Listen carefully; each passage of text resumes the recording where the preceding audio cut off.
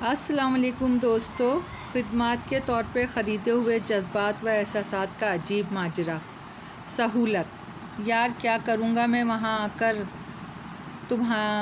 बोरियत के सिवा क्या है तुम्हारे पास। मैंने दबे दबे गुस्से में साफ़गोई से कहा। ओ जी सर जी, आप आओ तो सही, नहीं होगी बोरियत, इसने अपने मखसूस ताज़म लहजे में कहा। कोई एक बार ऐसा हुआ है जब भी तुमने बुलाया मैं तुम्हारे पास पहुंचा हूं, लेकिन सिवाय उकताहट के और क्या होता है, मैंने इसे हकीकत से आगाह करते हुए कहा।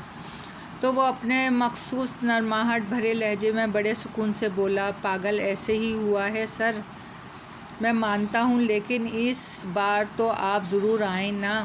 इस बार ऐसा क्या है, मैंने कहा तो मेरा लहजा तंज़िया हो गया था। इस पर वो कहका लगा के हंस दिया, फिर हंसते हुए बोला, सर जी आप आते हैं ना तो मेरी सारी उदासी और उकताहट दूर हो जाती है। मुझे लगता है जैसे मैं ताज़ा दम हो गया हूँ। जो बातें मैं आपसे कर सकता हूँ वो मैं दुनिया के किसी बंदे से नहीं कर सकता। सो प्लीज़ आप आ जाओ।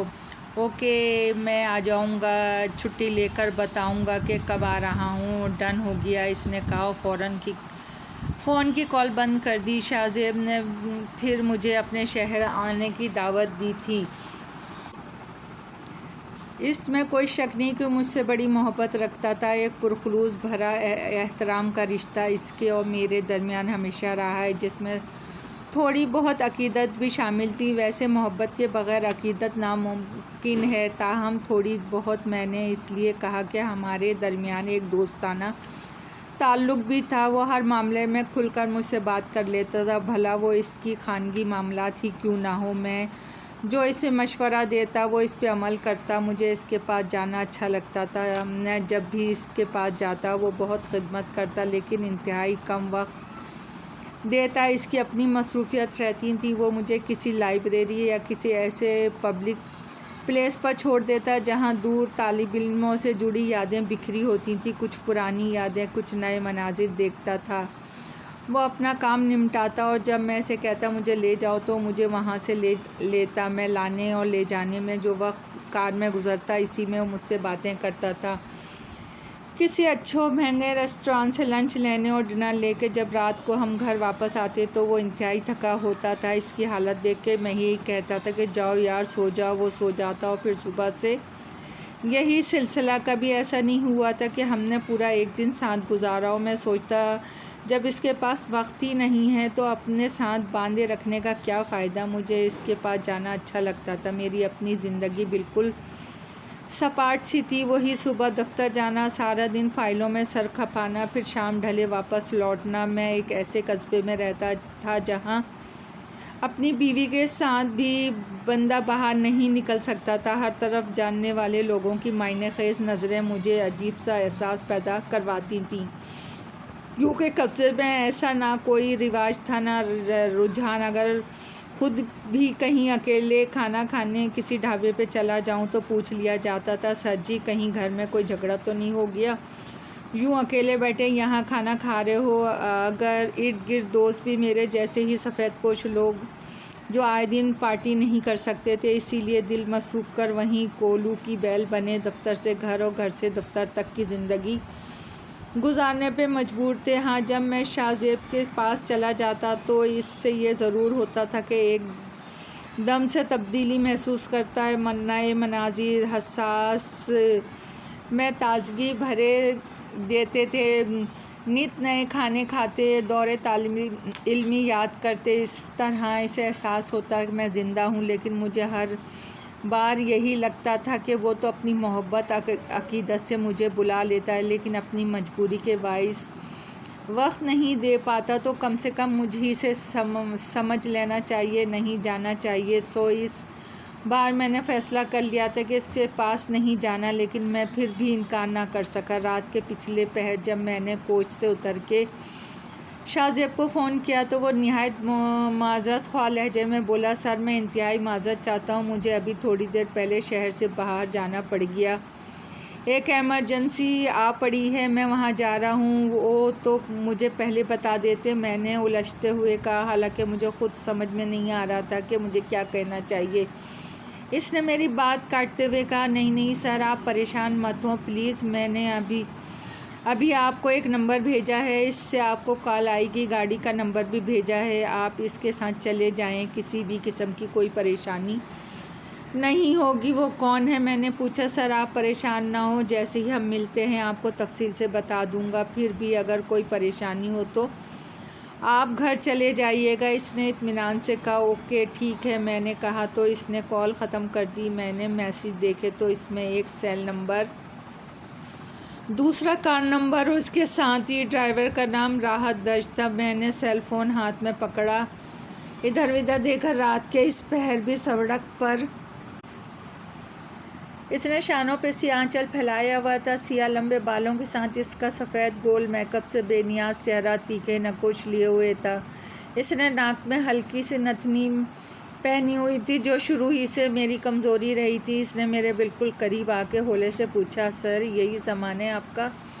बिल्कुल यही एक बैग है, मैंने सरसराते हुए कहा। इसने वो बैग उठाया, पिछली नशिस्त पे रखा और ड्राइविंग सीट की तरफ बढ़ते हुए बोली, आइए तशरीफ़ रखें। मैं जब तक बैठा वो ड्राइविंग सीट पे बैठ चुकी थी। इसने कार बढ़ाते हुए बड़े बेतकल्लुफ़ाना लहजे में कहा, आपको तो यहाँ का मौसम काफ़ी ठंडा लग रहा होगा। हाँ यही महसूस हो रहा है। मैंने कहा, हीटर जला दूँ? इसने पूछा। नहीं इतनी भी ठंड नहीं है, मैंने कहा। तो बात मौसम की अदाओं से बढ़ती हुई शहर की सड़कों तक आ गई। जवाब सामने वीरान दिखाई दे रही थी, कोई इक्का दुक्का गाड़ियाँ आ जा रही थी, वरना दिन के वक्त तो यहाँ रास्ता नहीं मिलता। ट्रैफिक के बेतहाशा रश होता है। कोई आधा घंटा ड्राइविंग के बाद जब हम एक पोश इलाके में आ पहुँचे तो हमारे दरमियान काफ़ी बेतकल्लुफ़ी हो चुकी थी, जिसमें ज़्यादातर कोशिश राहत ही की थी। एक 2 मंजिला खूबसूरत घर के गेट पे इसने हल्का सा हॉर्न दिया तो सिक्योरिटी गार्ड ने गेट खोला। पोरिज में कार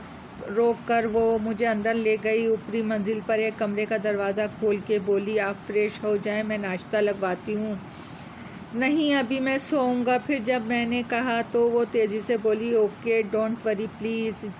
मैं जब वॉशरूम से बेड तक आया तो मेरा बैग कमरे में आ चुका था। अगरचे मैं थका हुआ था और मुझे नींद भी आ रही थी, फिर भी लेटने से लेकर नींद में जाने तक यही सोचता रहा कि ये खातून कौन हो सकती हैं। शाहजेब की कोई कोलीग, कोई दोस्त, या इसने कोई दूसरी शादी कर ली है, या फिर कोई रखेल। मैं इससे ज़्यादा कुछ ना सोच सका। मुझे सब कुछ सोचते हुए बड़ा अजीब लग रहा था। अगले दिन मैं तैयार होकर टीवी पे खबरें सुन रहा था। दरवाज़े पे हल्की सी दस्तक हुई। मैंने उठ के दरवाज़ा खोला तो बाहर अधेड़ उम्र मुलाजमा खड़ी थी। इसने वहीं खड़े खड़े बड़े मुअद्दब लहजे में पूछा, मैडम पूछ रही हैं कि अगर आप तैयार हो गए हैं तो नाश्ता नीचे लाउंज में करेंगे या आपको यहीं सर्व कर दिया जाए? नहीं मैं नीचे लाउंज में आ रहा हूँ, मैंने कहा। तो वो हल्का सा सर झुकाकर वापस पलट गई। मैं कमरे में आया, टीवी बंद किया और आईने में एक बार जायज़ा लिया और नीचे लाउंज में आ गया। डाइनिंग टेबल पर राहत बैठी हुई थी। इसने हल्के सब्ज़ रंग की स्लीवलेस लेस शर्ट और ब्राउन शॉर्ट्स पहने हुए थे। पाँव में नाजुक सी चप्पल थी। इसके सुनहरे बालों से लग रहा था कि वो अभी नहा के आई है। इसने बड़ी नरमी से मुस्कुरा कर मेरी तरफ देखा और बड़े लगाव से बोली, टेबल पे एक निगाह डाल लें, कुछ मज़ीद पसंद हो तो अभी बन जाएगा, नहीं बहुत कुछ है। मैंने मेज़ पे कॉफ़ी की मौजूदगी देखकर कहा तो वो इशारा करते हुए बोली, तो प्लीज़। नाश्ते के दौरान वो हालात हाज़रा पे यूं ही आम सी बातें करने लगी। वहीं बैठे हमने चाय भी पी ली। इस दौरान मेरे दिल में आई कि मैं इससे पूछूं कि शाहजेब से इसका क्या ताल्लुक़ है, लेकिन एक बार भी इसने शाहजेब का नाम नहीं लिया और ना ही मैंने ज़िक्र किया। कुछ देर मज़ीद गपशप के बाद बोली, क्या ख़याल है यहीं घर में बैठ के गपशप लगाएंगे या फिर कहीं निकलें? जैसे आपकी मर्ज़ी, मैंने कंधे उचकाते हुए कहा। बाहर निकलते हैं अगर आपका मूड है तो, इसने कहा। तस्दीक तलब नज़रों से पूछा। मैंने कहा जैसे आप चाहें। मैंने इसकी तरफ देखते हुए कहा, बस आप मुझे 5 मिनट दें, मैं अभी आई। आप इतने में टीवी पे न्यूज़ देख लें, इसने कहा और उठकर अंदर की जानिब चली गई। मैं उठकर सोफ़े पे बैठ गया और टीवी देखने लगा।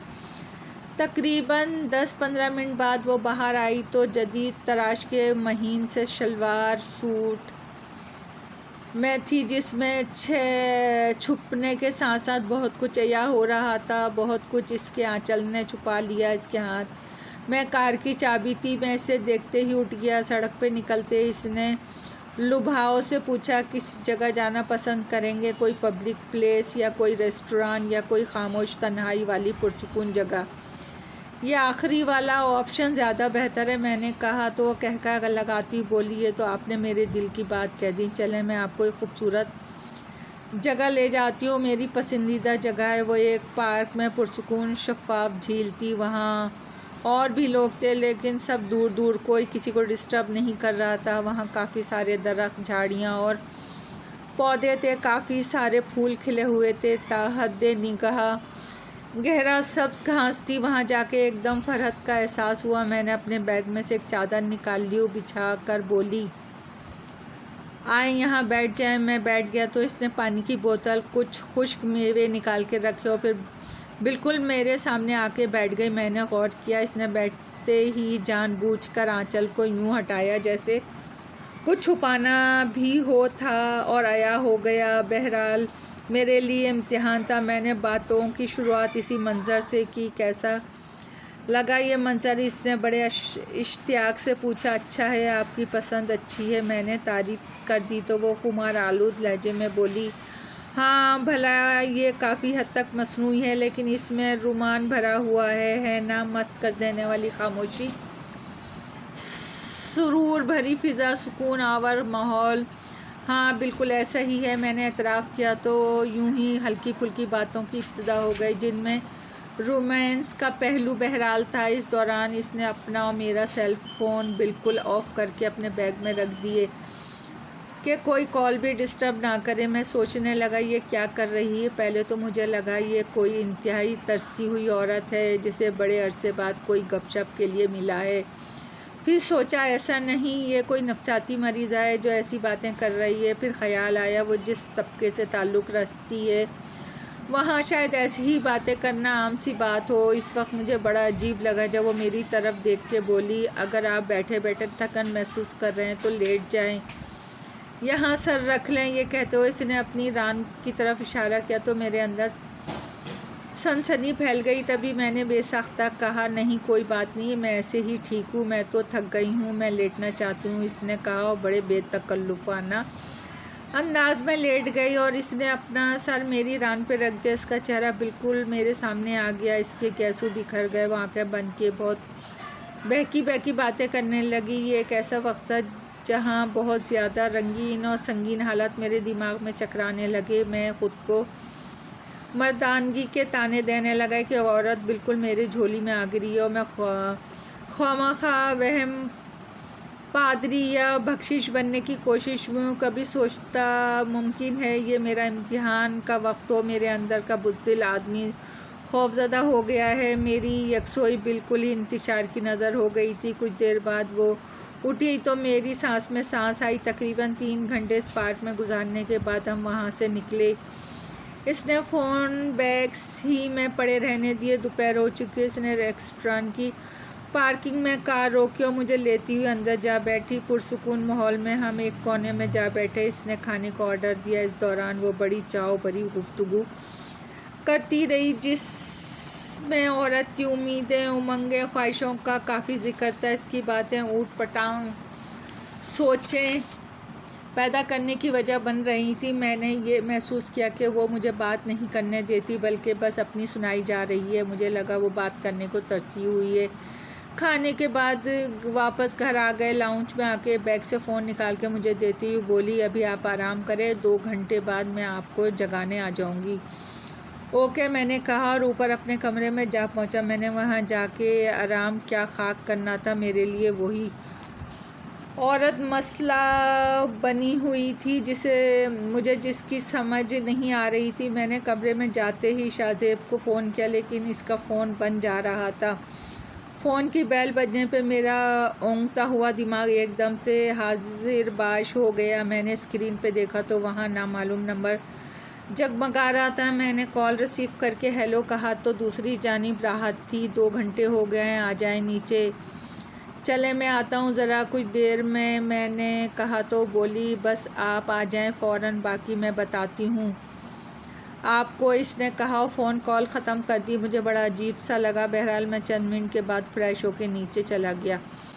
वो लाउंज में टहल रही थी। मुझे देखते ही नर्म सी मुस्कुराहट इसके लबों पे आई तो यूँ लगा जैसे इसका सारा वजूद ही खुश हो गया हो। मैं करीब आया तो इसने मेरा हाथ पकड़ा और मुझे घसीट के अकब में ले गई, जहाँ हर तरफ सब्ज़ा था। इसके दरमियान में स्विमिंग पूल जिसमें शफ़ाफ पानी लहरें मार रहा था।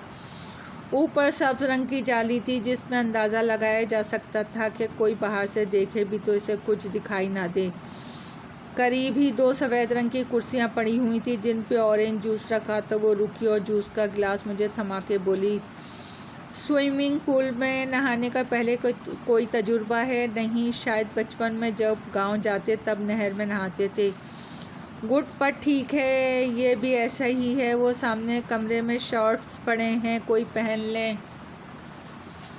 मगर मैंने तसब्बुब से पूछा तो वो मुस्कुराते हुए बोली, पहन लें शॉर्ट, वरना मैं ऐसे ही पूल में धक्का दे दूँगी। मैंने शॉर्ट पहन के शावर लिया और बाहर आ गया। वो पूल में जा चुकी थी। इसने मुझे इशारा किया तो मैं भी पूल में चला गया।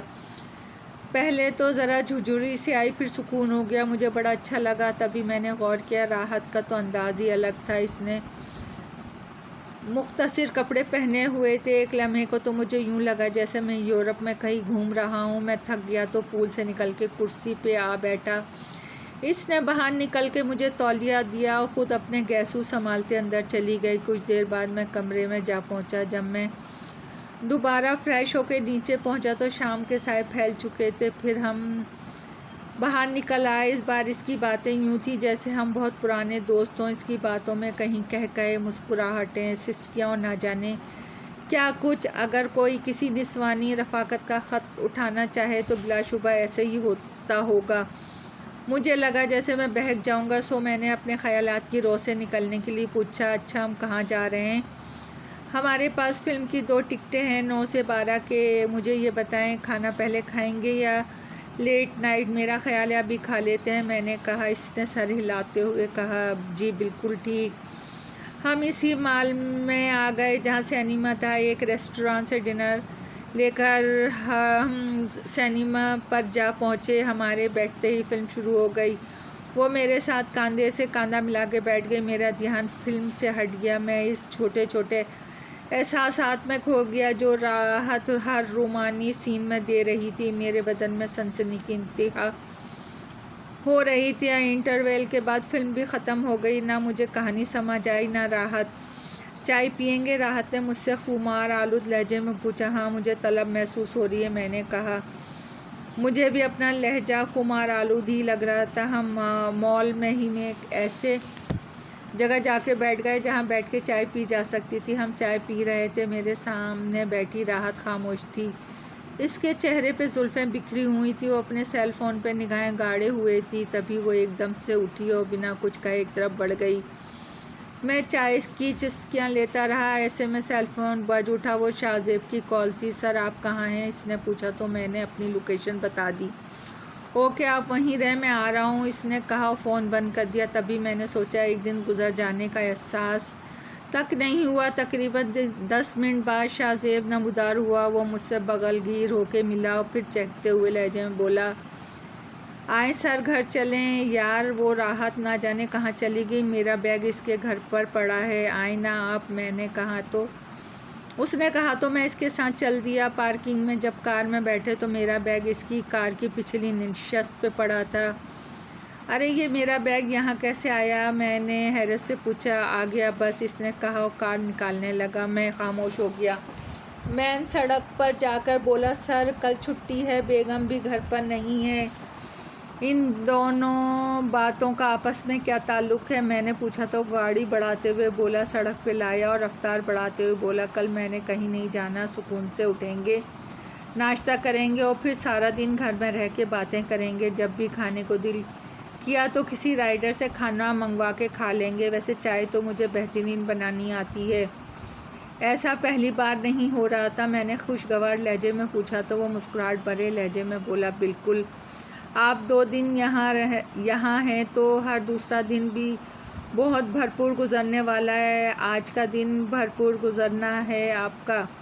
ये राहत कौन थी और बैग यहाँ कैसे आया? मैंने सारी बात समझते हुए पूछा। सर रात गई बात गई, छोड़ें इसे, इसने बेपरवाही से कहा। फिर भी मैंने इसरार किया तो वो कहता चला गया, सर आप यूँ समझें जैसे हम किसी राइडर से खाना मंगवाते हैं या शहर में सफ़र करने के लिए सेल फ़ोन ऐप से कोई रक्षा टैक्सी मंगवा लेते हैं। या ख़वातीन भी ऐसी हैं, इनमें मर्द हज़रात भी हैं। आप मैं ये नहीं कह सकता कि मजबूरी में ये सब कर रहे हैं या अपनी तन्हा ज़िंदगी की वजह से, लेकिन बस ये सहूलत है। सो मैंने आपके अच्छे दिन के लिए इस सहूलत को ले लिया था। तुमने बहुत खर्च कर दिया। मैंने तासुब से कहा, अभी थोड़ा खर्च हुआ है सर, मैंने छोटा पैकेज लिया था। मैं आपकी तबीयत से वाकिफ़ हूँ ना, इसलिए। और खिलखिला के कहका लगा दिया। तब मैंने मुस्कुराते हुए पारो वो राहत दोबारा नहीं सर, वो शायद ही दस्तयाब हो सके। कोई नई सहूलत मिल सकती है अगर आप चाहते हैं तो, इसने कहते हुए सेल फ़ोन डैशबोर्ड से उठाया तो मैंने इसके हाथ से फ़ोन पकड़ के डैशबोर्ड पे वापस रख दिया। ये क्या हुआ? कहानी है।